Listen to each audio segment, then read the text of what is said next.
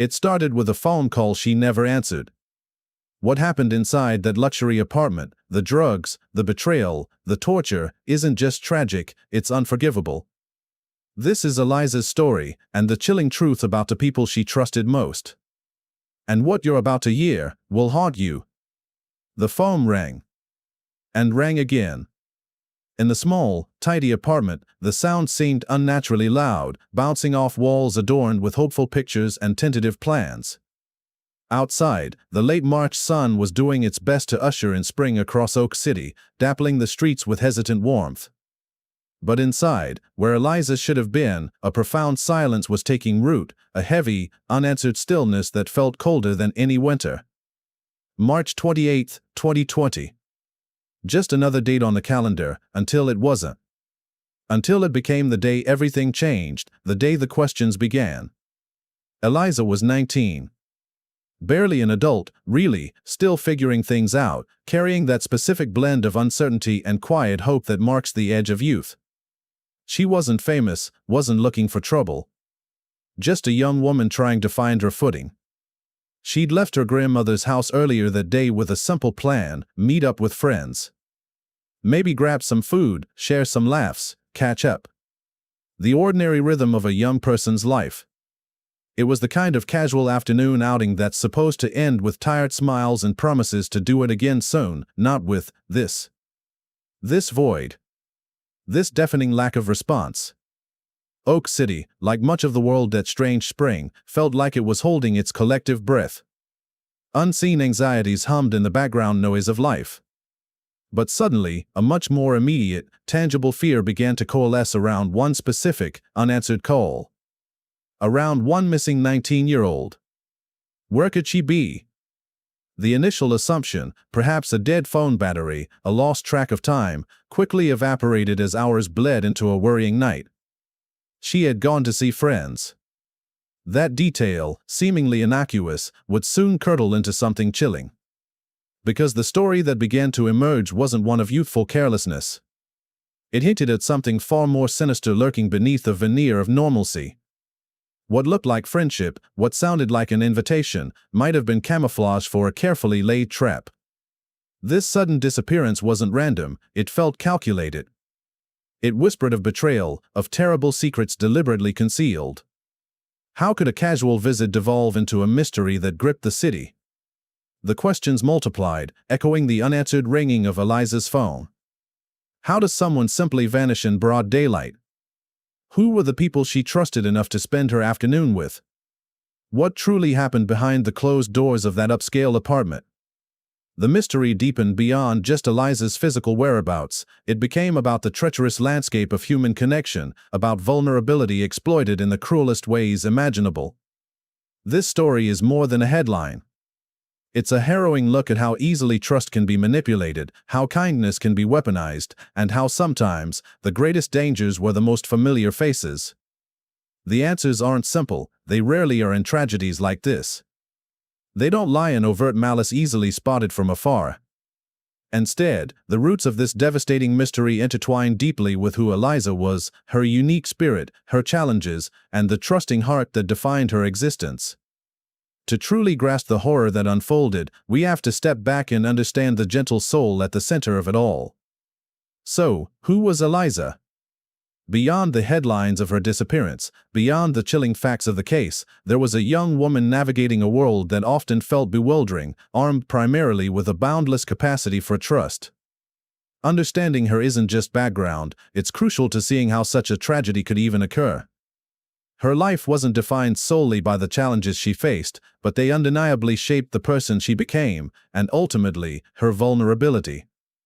Born under the warm Carolina sun, Eliza entered a world that quickly presented hurdles others didn't encounter. While her young mother struggled, it was her grandmother, Maya Alderman, who became her anchor. Maya's quiet, steady presence offered a pocket of stability in those crucial early years, a bedrock of love and routine that Eliza clung to. But even Maya's devotion couldn't alter the underlying biological reality. Around age 3, after countless worried observations and specialist visits, the concerns coalesced into a diagnosis: condition alpha, a fictional stand-in name representing a complex genetic condition akin to 22q deletion syndrome. It meant a tiny piece of her genetic blueprint was missing, a seemingly small absence with profound, lifelong consequences. For Eliza, condition alpha translated into a constant uphill battle. Developmental milestones arrived late, if at all. Learning required immense effort, concepts that clicked easily for her peers often remained frustratingly elusive. She struggled to process the rapid-fire give-and-take of conversation, to decode the subtle social cues and unspoken rules that govern human interaction. Was that laughter friendly, or was it aimed at her? Was that offer genuine, or did it hide a different motive? These calculations, automatic for most, were laborious for Eliza. It wasn't a lack of intelligence, her brain simply processed the world through a different, often more challenging, lens. There were physical hurdles too, including a hidden cleft palate that further complicated speech development and required medical intervention. For a time, doctors harbored serious fears that she might never speak at all. Imagine the weight of that potential silence. Yet, Eliza possessed a quiet, steely resilience. Before spoken words became possible, she found other ways to connect. Her small hands learned the graceful movements of sign language, a silent vocabulary to express her needs and feelings. She filled notebooks with drawings and carefully formed letters, building bridges from her inner world outward. Poignantly, one of the very first signs she mastered, her fingers concentrating intensely, was the sign for friend. It speaks volumes about her core longing, doesn't it? That fundamental human need for connection was perhaps even more potent for her. Then, around age 6, defying earlier prognosis, her voice began to emerge. It was hesitant, marked by her unique journey, but it was hers. A hard-won victory against the silence. Those who knew Eliza during her school years consistently paint a picture of a gentle, almost fragile soul. An elementary school principal recalled her as a little girl who would often drift through the bustling hallways seeking out hugs from teachers and staff, small moments of unsolicited affection, seeking comfort and reassurance in a world that likely often felt overwhelming. She navigated life with an innate sweetness and, perhaps most definingly, an almost unshakable belief in the goodness of others. This wasn't naivete in the usual sense, it was woven into her very perception. Sarcasm often missed its mark. Deception, manipulation, hidden agendas, her mind wasn't wired to easily recognize these shadows in human behavior. Her trust was the default setting, offered openly and generously, without demanding proof of worthiness. This beautiful quality, this open-hearted faith, tragically became her Achilles' heel. Her profound vulnerability wasn't a weakness of character, but a consequence of her condition and her inherent trusting nature. Inevitably, her differences made her a target. School hallways can be cruel landscapes. The way she spoke, the slight delay in her responses, her very gentleness, it invited teasing, exclusion, and outright bullying. She endured these social challenges, often withdrawing but somehow, miraculously, never letting it extinguish her fundamental trust in people. It's heartbreaking to consider. As high school ended, the familiar paths diverged. Peers moved on, college, jobs, new cities. Eliza's world, however, began to shrink. Condition Alpha had placed limitations on her cognitive development, stabilizing her abilities around those of a mid-teenager. University pathways were closed off. Siblings and cousins, once constant companions, became engrossed in their own burgeoning adult lives. It's the natural progression, perhaps, but for Eliza, each departure deepened her sense of isolation. The vibrant social circle dwindled, leaving quiet afternoons and a growing loneliness. This solitude didn't make her bitter. Instead, it intensified her yearning for connection, making her even more susceptible to anyone who offered the warmth of friendship, even if that warmth was a facade. This deep-seated yearning for acceptance, coupled with an inability to readily perceive deception, created a perilous combination. Eliza navigated the world assuming honesty, missing the warning signs that might have alerted others. It was this very trusting nature, this profound vulnerability born from her unique way of experiencing the world and her growing loneliness, that left her tragically unprepared for the darkness gathering on her horizon. Her path was about to intersect with individuals who saw her openness not as a gift, but as an exploitable weakness. And intersect it did. Eliza's trusting nature, that yearning for connection in her widening solitude, unfortunately drew the attention of precisely the kind of individuals her family, especially her grandmother Maya, had always feared might exploit her. Her path crossed, perhaps inevitably, with people who saw her openness not as a gift to be cherished, but as a vulnerability to be leveraged.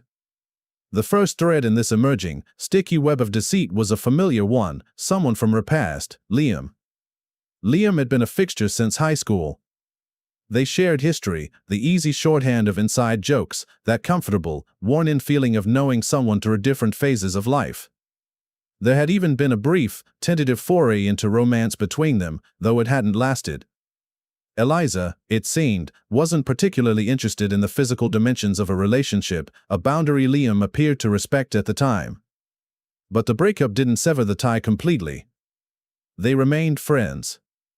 Or rather, Eliza considered them friends, maintaining that open channel of communication, that residual trust built over years. It's a chilling thought, how easily the warmth of past affection can be weaponized, twisted into a tool for future harm. That history, that lingering fondness Eliza felt, would become a critical vulnerability. Then, Serafina entered the picture. Liam's new girlfriend. A few years older than Eliza, Serafina moved with an air of entitlement often born from significant family wealth. She hailed from privilege, a sprawling mansion, expensive tastes, and a father who reportedly smoothed over any bumps in her path. Beneath the surface of designer clothes and curated social media posts, however, lurked something brittle and sharp. Maybe it was deep-seated insecurity masked by arrogance, or perhaps a simple, chilling lack of empathy. Whatever the root cause, Serafina seemed to view the world, and the people in it, as objects for her amusement or disposal. And for reasons perhaps only truly known to her, she developed an intense, unhealthy fixation on Liam's gentle, unassuming ex-girlfriend, Eliza. An obsession began to brew. The attack wasn't immediate or overt. It started subtly, insidiously, primarily playing out in the digital realm where cruelty finds easy refuge. Eliza's social media, once a space for sharing simple joys, became a minefield. Underneath photos of a smiling Eliza holding a new library book or petting Maya's cat, Serafina's comments would appear, laced with venom disguised as playful teasing. "Ah, look at you trying so hard, Eliza. Cute. I guess. Or perhaps, is that really what you're wearing out? Wow. Okay." Little digs, designed to sting, to plant seeds of doubt, all publicly displayed. Then, like clockwork, would come the private message, dripping with manufactured remorse. "OMG Eliza, I was totally kidding. You know I adore you. Was just feeling bitchy, sorry. We're good, right?" This vicious cycle, public humiliation followed by private, saccharine apologies, is a classic manipulation tactic. It keeps the target off balance, questioning their own judgment, desperate for the nice version of the tormentor to return. It's textbook gaslighting, and Serafina seemed disturbingly adept at it. She even reportedly bragged about her impunity, flaunting her belief that her wealth shielded her from any real consequences for her nastiness. What drove this targeted campaign? Was it simple jealousy over Liam's past connection with Eliza? A territorial need to assert dominance? Or something more disturbing, did she derive a perverse pleasure from wielding power over someone she perceived as vulnerable? The motivations remain tangled, likely a toxic mix of insecurity, entitlement, and plain cruelty. The outcome, however, was clear, a relentless psychological assault aimed squarely at Eliza. But the manipulation escalated into truly perverse territory. Serafina began using fake online profiles, sometimes even allegedly using Liam's own social media accounts, to engage Eliza in conversation. Mimicking Liam's style, she'd send messages radiating warmth and rekindled affection. "Hey, was just thinking about you. Hope you're doing okay," a message might read, appearing to come from Liam. Eliza, starved for connection and inherently trusting of this figure from her past, would respond with characteristic openness, pouring out her thoughts and feelings. Then, the trap would spring. The tone would shift abruptly. Still under the guise of Liam, or perhaps with Liam himself feeding the narrative, Serafina would lash out, accusing Eliza of trying to sabotage their relationship, of being pathetic, of not moving on. Imagine the emotional whiplash. The utter confusion and pain. And the most sickening part? Liam was apparently aware of this cruel masquerade. Evidence suggests he wasn't just a passive bystander, he was a willing participant, adding his own layer of betrayal to Serafina's twisted games. He allowed his identity to be used as a weapon against someone who trusted him. It's a level of duplicity that's hard to fathom. Maya, Eliza's protective grandmother, saw the danger signs flashing like neon lights. She pleaded with Eliza. "These people are playing games, sweetheart. They don't care about you. They enjoy hurting you." Other family members echoed the warnings. But for Eliza, whose condition alpha made it difficult to parse complex social deceptions, the message didn't fully land. The sharp sting of the insults was often overshadowed by the memory of a past kindness, or the immediate relief offered by a seemingly heartfelt apology. She couldn't easily hold onto the pattern of abuse, her forgiving nature, her deep-seated desire to believe in the good within people, always seemed to win out. She kept giving them the benefit of the doubt, convinced that the real Liam, the friend she remembered, was still in there somewhere, and that Serafina's cruelty was just a misunderstanding. This persistent inability to see the manipulation for what it was, this tragic consequence of her trusting heart, left her dangerously exposed. This relentless psychological warfare, this toxic blend of cyberbullying, gaslighting, and deep personal betrayal, wore away at Eliza's spirit, even if she couldn't articulate the full extent of the damage. Liam and Serafina had successfully isolated her further, entangled her in their poisonous games, and reinforced her dependence on their fraught version of friendship. The web of deceit, spun with calculated cruelty, was now drawn tight. The stage was meticulously set for the final, horrific escalation from emotional torment to unthinkable physical violence. The meticulous cruelty, the weeks of psychological grooming and manipulation, had paved the way. Now, with Eliza further isolated and her trust paradoxically reinforced by their toxic games, Liam and Serafina extended the final, fatal invitation. It arrived casually, likely masked in the same false warmth they'd perfected over months of calculated deception. "Come hang out. Spend some time. Just us." An offer that, on the surface, seemed like an olive branch after all the online drama, a chance perhaps, and Eliza's hopeful mind, to finally mend fences. But Maya, Eliza's grandmother and lifelong protector, felt a deep, chilling premonition crawl under her skin. Intuition, maybe, or just the accumulated weight of worry from watching the relentless online harassment unfold. "I don't like it, Eliza," she'd pleaded that afternoon, the air thick with unspoken fear on March 28, 2020. "Something feels terribly wrong. Please, just stay home today. For me."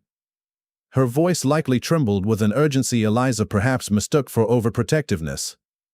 But Eliza, 19 and desperately craving a sliver of the independence her peers navigated so easily, resisted. Perhaps she saw accepting the invitation as a small act of defiance, a way to prove, maybe mostly to herself, that she wasn't fragile, that she could handle complex social situations, that she wasn't defined by her vulnerabilities or Maya's fears. "It'll be okay, Maya. Really. They just want to hang out." "I need to go," she likely insisted, her desire for normalcy tragically eclipsing the very real danger Maya sensed. Caught between her fierce urge to shield her granddaughter and her long-held commitment to encouraging Eliza's autonomy, Maya eventually, heart-wrenchingly, relented. A concession born of love and hope, a decision that would echo with regret through all the years to come. A car service, probably arranged and paid for by Serafina or Liam, arrived to collect Eliza. The journey across town to the Onyx Suites, a notably upscale apartment complex in the trendy North Davidson neighborhood, might have felt surreal. Maybe a flicker of excitement mixed with apprehension. Stepping into Liam and Serafina's apartment around 2:30 that afternoon, Eliza likely braced herself for, what? An awkward silence? Another round of insincere apologies? Or maybe, just maybe, a few hours of uncomplicated connection. Whatever fragile hopes she carried across that threshold were poised to be systematically, brutally dismantled. Not long after her arrival, Eliza effectively vanished from the digital world. Her cell phone ceased transmitting signals. Her social media profiles, usually dotted with updates throughout the day, fell eerily silent. For a young woman so active online, this abrupt radio silence was unusual, a deviation from her established patterns, though perhaps not immediately alarming to those unaware of the apartment's increasingly charged atmosphere. Much later, long after worry had begun to fester in Maya's gut, a performative piece of evidence would surface, a short video clip posted to Liam's social media. It depicted Eliza seated with Liam and Serafina, a plate of takeout food before them. Liam laughed, Serafina smiled coolly. Eliza offered a flicker of a smile, perhaps genuine, perhaps coached. It was a calculated piece of theater, a digital smokescreen designed to project an illusion of convivial normalcy, buying them time, reassuring potential inquiries while the true horror escalated off-camera. Because Eliza wasn't just with Liam and Serafina. The gathering had expanded. Liam had summoned his close friend, Javier Salerno, a young man whose youth belied a disturbing history of criminal behavior, including robbery. Javier, apparently seeing the gathering as casual enough for +1, had then invited Chloe Deal, an 18-year-old he'd recently encountered on a dating app. His invitation to her allegedly included the chillingly detached description of Eliza as a strange girl already present in the apartment. The stage was now set, the players assembled. As the afternoon shadows lengthened into evening, the mood inside the chic apartment curdled. The volume climbed. Alcohol consumption became excessive, joined by illicit drugs making the rounds among Liam, Serafina, Javier, and Chloe. The air grew thick with a chaotic energy fueled by intoxication. Eliza, true to her reserved nature and likely sensing the shift, reportedly stayed apart from the escalating substance use.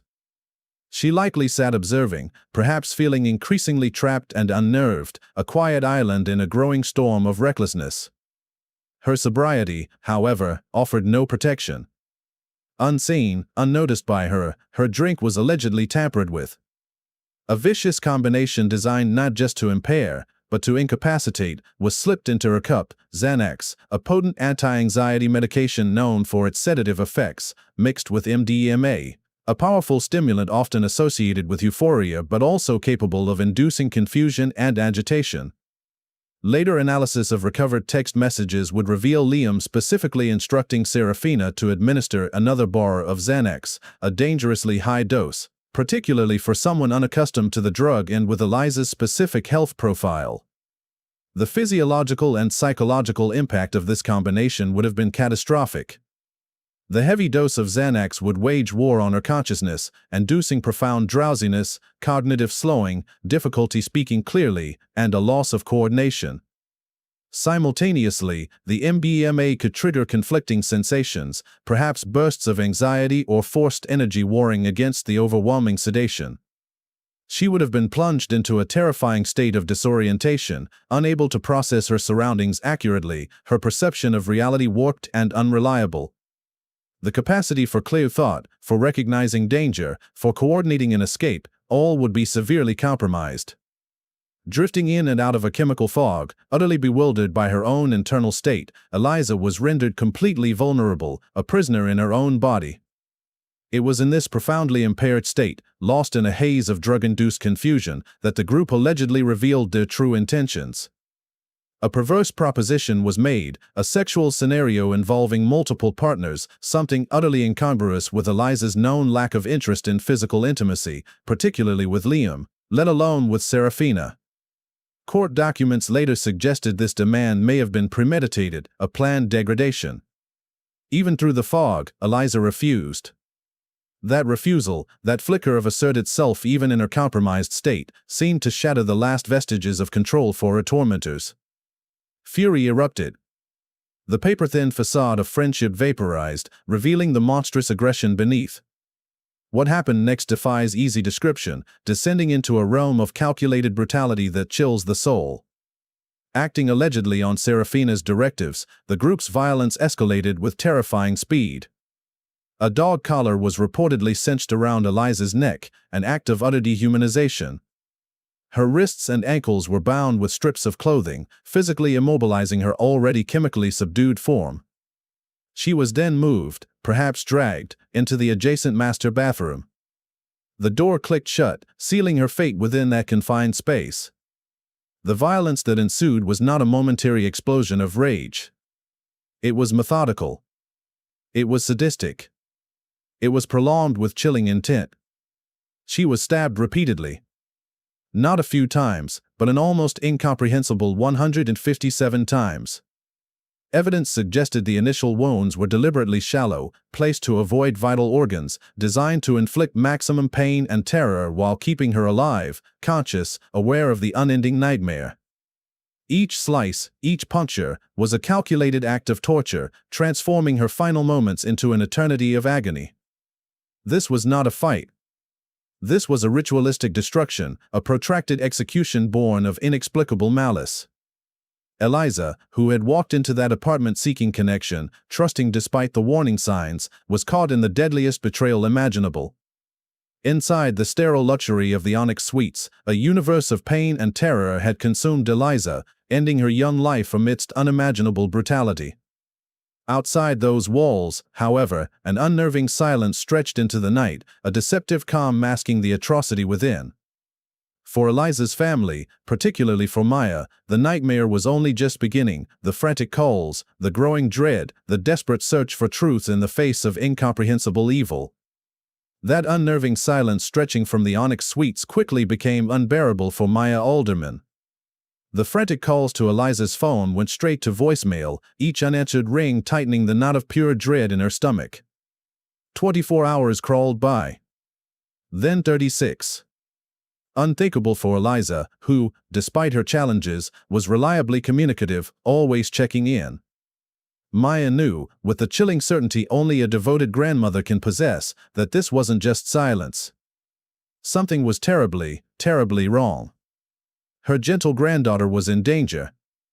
Just as raw panic threatened to consume her, that bizarre, staged video flickered onto Liam's social media feed, Eliza, Liam, Serafina, sharing takeout. Was it possible? A brief, confusing wave of something akin to hope washed over Maya, immediately followed by suspicion. Look, she seems all right. But the image felt hollow, staged. Why post a casual video but make no contact? The silence from Eliza herself continued, absolute and terrifying. The video wasn't reassurance, it felt like a taunt, a deliberate misdirection. The dread returned, colder and sharper this time. By the morning of March 30th, patience had completely dissolved into fierce determination. Eliza's phone remained ominously off. Done waiting, Maya drove straight to the Onyx Suites, her heart pounding against her ribs. She marched to their apartment door and banged, insistent, refusing to be ignored. Finally, the door opened. Serafina stood there, radiating a chillingly detached calm. Eliza left earlier, she offered, maybe with a slight, dismissive flick of her wrist. The lie was paper-thin, stale. Maya felt it instantly. I don't believe you. Eliza. Eliza, can you hear me? Maya's voice cracked, shouting her granddaughter's name into the apartment, demanding to be let in, to search. Cornered by Maya's persistence, perhaps flustered by the potential public scene, Serafina reluctantly allowed her entry. But only partway. Maya immediately sensed Serafina strategically blocking the path toward the master bedroom. Liam's asleep in there, Serafina muttered, perhaps avoiding Maya's desperate gaze. The air crackled with unspoken tension. Every fiber of Maya's being screamed that Eliza was inside that bedroom, hurt, needing help. But without proof, without authority, what could she do? Faced with Serafina's cool obstruction, Maya was forced to retreat, helpless, frustrated, and consumed by a terrifying certainty. Her immediate next stop was the Oak City Police Department. She laid out everything: Eliza's disappearance, her known vulnerabilities stemming from Condition Alpha, the disturbing silence, the suspicious behavior of Liam and Serafina, her own terrifying encounter at the apartment. She wasn't describing a runaway teen, she was describing a highly vulnerable young adult missing under deeply suspicious circumstances, last seen with individuals who were now acting evasively.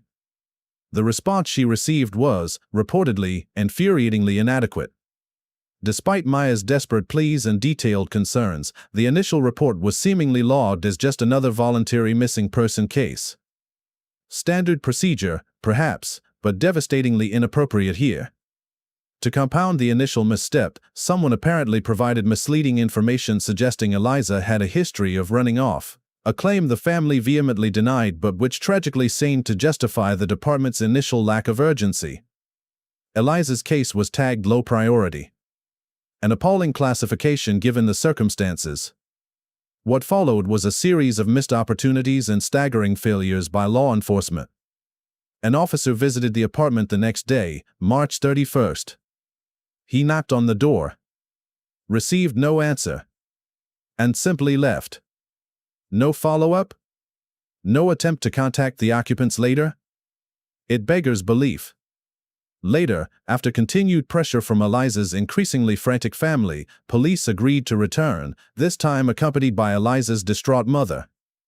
Liam eventually answered the door, displaying an unnerving calmness, initially demanding a search warrant. After some negotiation, Eliza's mother was permitted to step further inside.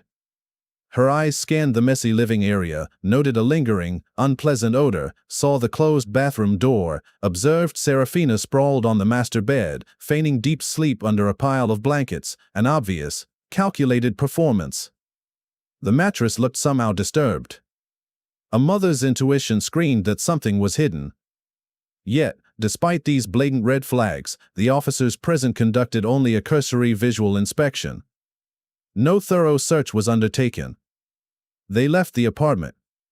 And perhaps the most egregious error of the entire investigation, a lead detective, returning later armed with emerging witness information pointing directly at the apartment, failed critically during a check of that same suspicious mattress.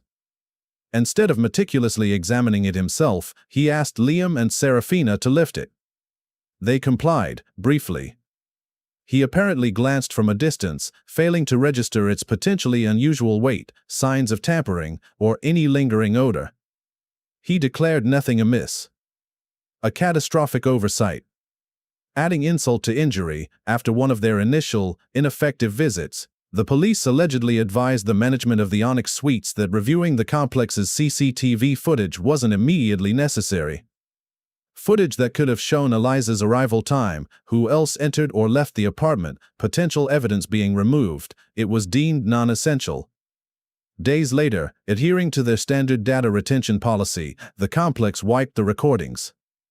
Irretrievable evidence, potentially crucial to establishing a timeline and identifying all parties involved, vanished due to this inexplicable lapse in investigative diligence. While the official investigation floundered, Eliza's family refused to succumb to despair. They transformed their grief and terror into action, effectively launching their own parallel investigation. They printed stacks of flyers bearing Eliza's bright smile, papering Oak City, begging for information. They organized themselves into shifts, maintaining a constant, vigilant surveillance of the Onyx Suites, meticulously logging every person who came or went, hoping for a glimpse, a clue, anything. This citizen watch clearly rattled Liam and Serafina, who had the audacity to call 911 and complain that they were the ones being harassed and felt unsafe. In a baffling response, investigators reportedly asked Eliza's family to halt their surveillance. But the family wouldn't be deterred. They pooled resources, hired specialized search and rescue dogs, utilized drones to scan surrounding areas, and coordinated volunteer searches through nearby woods and vacant lots, undertaking the kind of intensive search efforts the police seemed slow to initiate. Still, Eliza remained missing. Then, finally, a breakthrough, arriving not through official channels, but from the tormented conscience of an associate. A friend of Javier Salerno contacted the family, visibly distressed. He relayed the horrifying story Javier had confessed to him. He'd been at the apartment, he'd seen Eliza drugged and assaulted, he knew she had been killed, and horrifyingly, that her body was hidden in a mattress. This devastating confirmation galvanized the family and finally seemed to inject a sense of urgency into the police investigation, albeit tragically late. Another witness corroborated the gruesome detail, not just under, but inside the mattress. And further evidence emerged. A recorded conversation allegedly captured Javier discussing Liam offering him $4,000 to help dispose of something from the apartment, and graphically describing seeing Eliza bound while Liam and Serafina assaulted her. With this mounting pile of witness testimony and evidence, a search warrant for the apartment was finally secured and executed, almost a full week after Eliza first walked through that door. Officers entering this time encountered Serafina collapsed on the floor, seemingly incapacitated by alcohol or drugs. An ambulance was called for her, but the investigators' focus was elsewhere. In the bedroom, signs of an impending move were obvious: boxes, bags, shipping labels. Their attention fixed on the bed. After clearing debris piled on top, they observed the mattress was flipped, its edges sealed with thick, heavy-duty tape. The sickening truth was unavoidable. Carefully cutting through the tape and peeling back the mattress covering, the investigators uncovered the horror concealed within. Eliza. Her body, wrapped in layers of plastic sheeting and bound with tape, had been stuffed into black garbage bags. In a final, pathetic act of depravity, her killers had doused her remains with shower gel and soap, a futile attempt to mask the inevitable odor of death.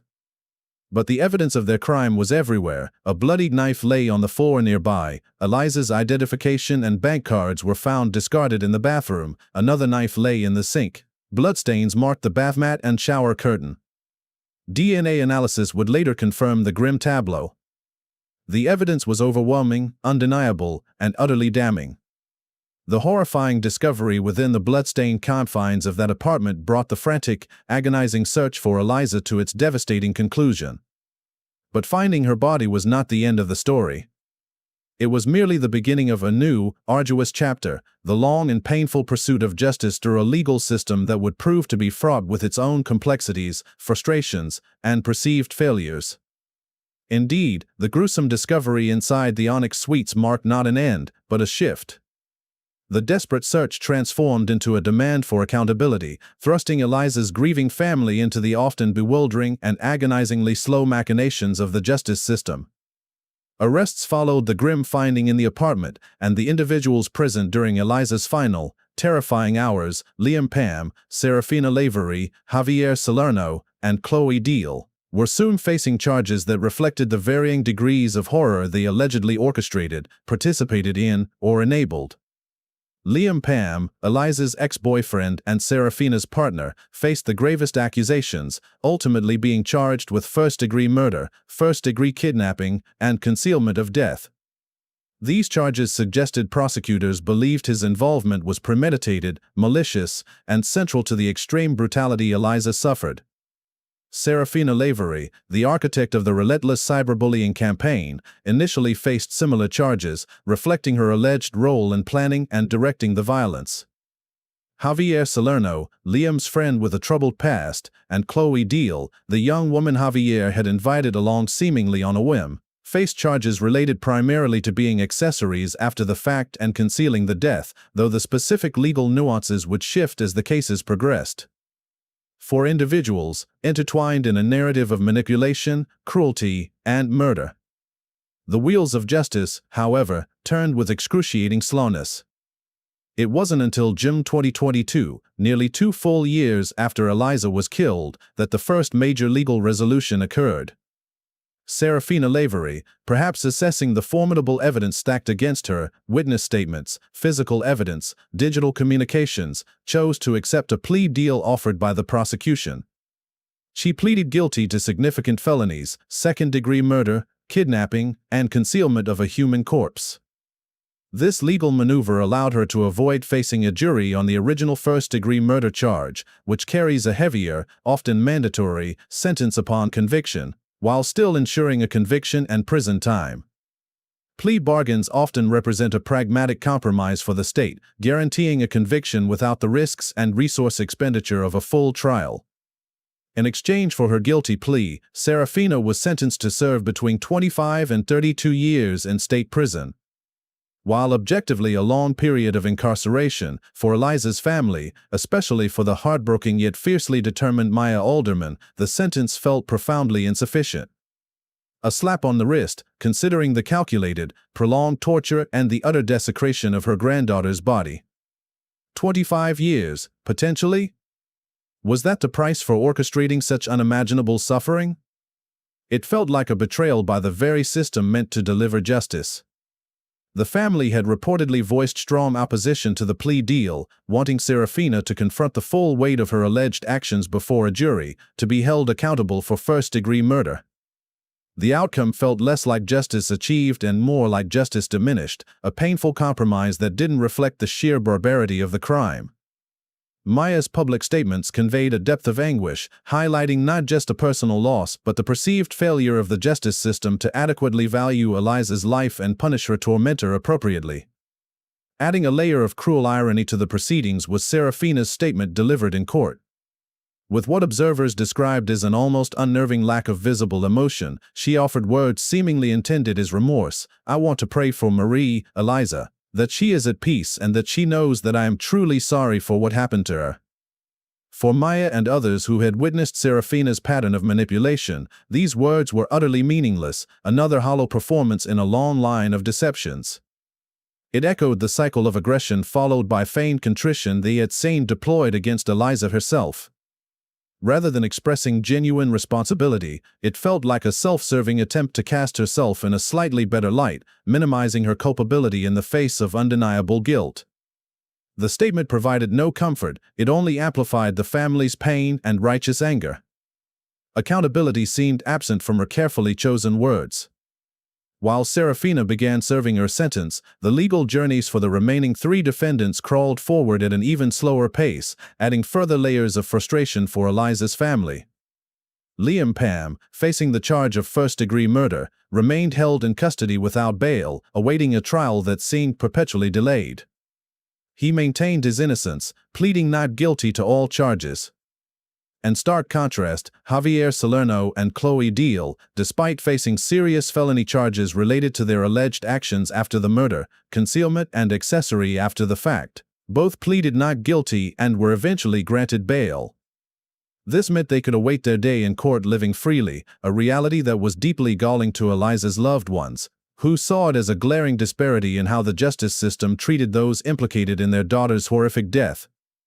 Why should those who allegedly helped conceal such a brutal crime walk free while the accused primary orchestrator, Liam, awaited trial behind bars? It fueled feelings of inequity and incomprehension. And the wait dragged on. Reports indicated that as of early 2025, marking nearly 5 years since Eliza's life was stolen, trial dates for Liam, Javier, and Chloe were still not firmly set. 5 years. The official explanation often cited the overwhelming backlog of cases plaguing the court system, a systemic issue acknowledged in many jurisdictions. However, for a family drowning in grief and desperate for some semblance of closure, this bureaucratic reality felt like a callous dismissal of their suffering. Each postponed hearing, each procedural delay, became another painful reminder of the system's perceived indifference. It compounded the trauma, forcing them to perpetually relive the horror without resolution, while those accused, aside from Serafina, continued their lives either on bail or simply waiting in custody. The psychological toll of this prolonged uncertainty cannot be overstated. The handling of these legal proceedings inevitably raises difficult questions about the broader justice system. Was Serafina's plea deal truly reflective of justice, or was it an expedient compromise that undervalued the victim's suffering? Did her privileged background influence the process or the outcome in any way? What explains the vastly different pretrial statuses and the extreme delays for the other defendants? Does a 5-year wait for trial in such a brutal case represent a functional system? The perceived leniency, the disparate treatment regarding bail, and the agonizingly slow pace collectively painted a picture, for Eliza's family and concerned observers, of a justice system struggling, perhaps failing, to deliver timely, equitable, and fully satisfying accountability in the face of horrific violence against a uniquely vulnerable young woman. The legal battles, therefore, marked by plea deals perceived as lenient and agonizing delays, underscore a painful reality. Court verdicts and sentencing may offer a measure of legal accountability, but they rarely provide true closure for those left shattered in the wake of such violence. For Eliza's family, the fight continued, leaving them grappling not only with immense, unending grief but also with profound, unsettling questions about fairness and the very meaning of justice. Those profound questions about fairness and justice, born from a family's grief and frustration, don't simply fade away with the passage of time or the partial closing of case files.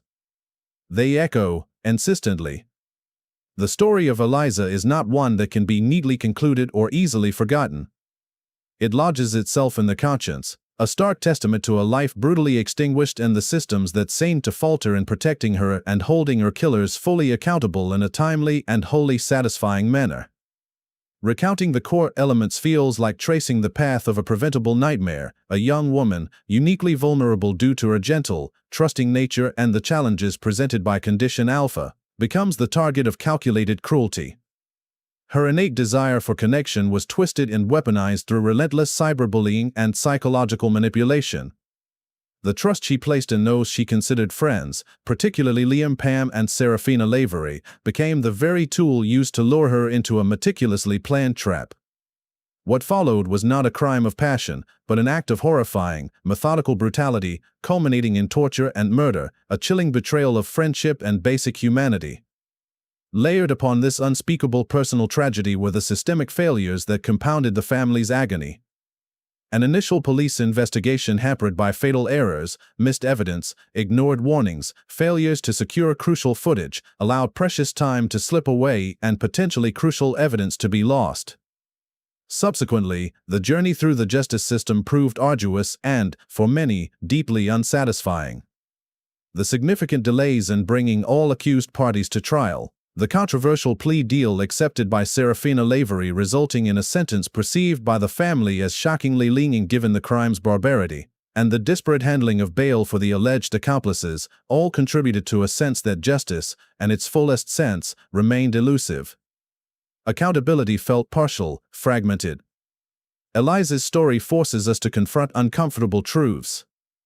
It is a brutal illustration of the dangers lurking in unchecked manipulation, especially when preying on vulnerability. It highlights the urgent need for systems, social, educational, legal, to better recognize, protect, and advocate for individuals who may not perceive threats in the same way others do. It demands critical reflection on the responsiveness and thoroughness of law enforcement when dealing with missing vulnerable adults and the efficacy of the judicial process in delivering timely and proportionate justice. These aren't just abstract true crime lessons, they are urgent societal imperatives underscored by the real-world impact of violence. Yet, beyond the grim details, the systemic critique, and the ongoing legal battles, it is paramount that we remember Eliza herself. She was far more than the sum of her vulnerabilities or the victim of a horrific crime. She was the girl who navigated daunting developmental hurdles with quiet resilience, who learned sign language to connect before her voice emerged, who sought simple warmth and affection through hugs. She possessed an inherent sweetness, a fundamental belief in the goodness of others that persisted despite facing cruelty.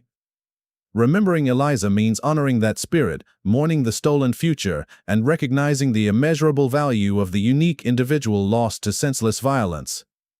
Her family's enduring fight, their tenacious advocacy in the face of bureaucratic inertia and legal complexities, embodies an extraordinary act of love.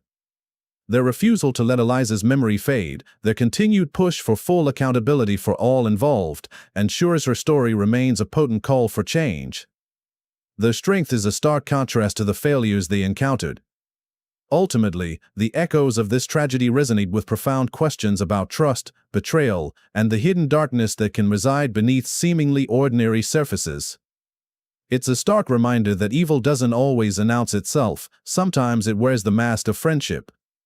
Eliza's fate compels us to be more vigilant, more compassionate, more demanding of the systems meant to protect the vulnerable. It calls for an awareness that looks beyond surface appearances, listens to uneasy intuitions, and insists that accountability is not just a legal term, but a moral necessity. The impact of such violence is lasting, leaving indelible scars on hearts and communities. Perhaps the only fitting tribute is to learn from this horror, to advocate for the vulnerable, and to relentlessly pursue a world where such betrayals are unthinkable, and where justice is swift, certain, and truly serves the memory of victims like Eliza.